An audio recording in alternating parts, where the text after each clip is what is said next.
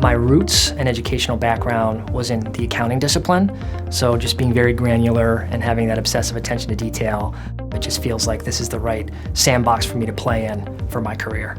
I never thought about doing anything else.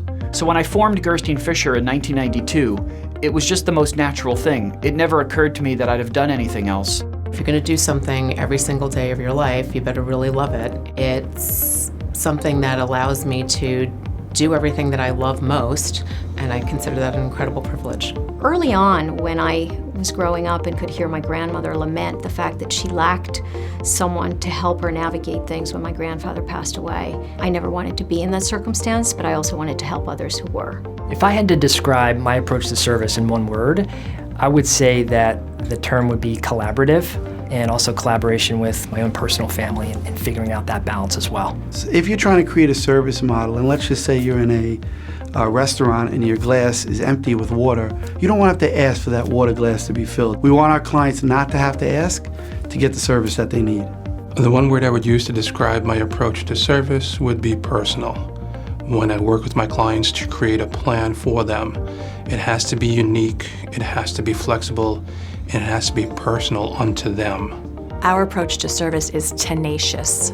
We had 5 offers at the worst time you could possibly be looking for a job, and it was really fabulous. We had one client tell us, "You guys are so great, everybody wants you." I noticed clients were making poor financial decisions in other areas. So we decided to become wealth advisors. We could guide them on their investments or other areas to make the proper decisions. There was a lack of education out there for people to understand what they needed to plan for, how they needed to plan. So that's what I decided to do. I guess I've always been an advisor. I'm always a nudge. I like to give people advice. I like to give them the benefit of all the mistakes I've made. We have the tools, and we do have the trust of the client when we do our job correctly, that we can really help them make relevant decisions about the things that most concern them. Today, lawyers' role is to minimize risk and protect their clients. My role is to maximize value and really figure out what they're looking for and help them achieve it. The greatest pleasure I have is making distributions, which we're able to do on everything we own, and it gives me a good feeling of achievement to feel that I'm a fiduciary and I'm doing the right thing at all times. Protecting our investors' capital and ensuring that it grows, and not making decisions where we gamble their money away, but rather making smart decisions and growing their capital. We've worked at 4 different firms throughout the course of the 25 years that I've been doing this, and the proudest moment is when a client agrees to come with you to a new firm, because it really shows you that they trust you and that they want to stay with you. I think the proudest moment of my career has been our recent exit. We grew the business 12-fold while we owned it and did 14 add-on acquisitions, so we're very proud of that. In taking the leap to come into this industry, I closed down a business and severed ties actually with a lot of my vendors and wholesalers, and I had to believe that I could do something different and I could make it work and that everyone would win. The characteristics to be successful in my field, first one is great listening skills. Get up every day wanting to help people, enthusiasm, and then finally, making sure that you're always open to change. Successful advisors identify a niche of the population that they enjoy, and one in which they get energized meeting those people and helping those people solve their problems. You have to listen. You have to know when you don't know.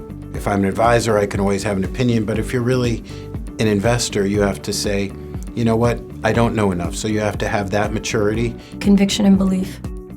You know, you have to really believe that this is the right thing, and you have to have conviction that it's an important job. Otherwise, why do it?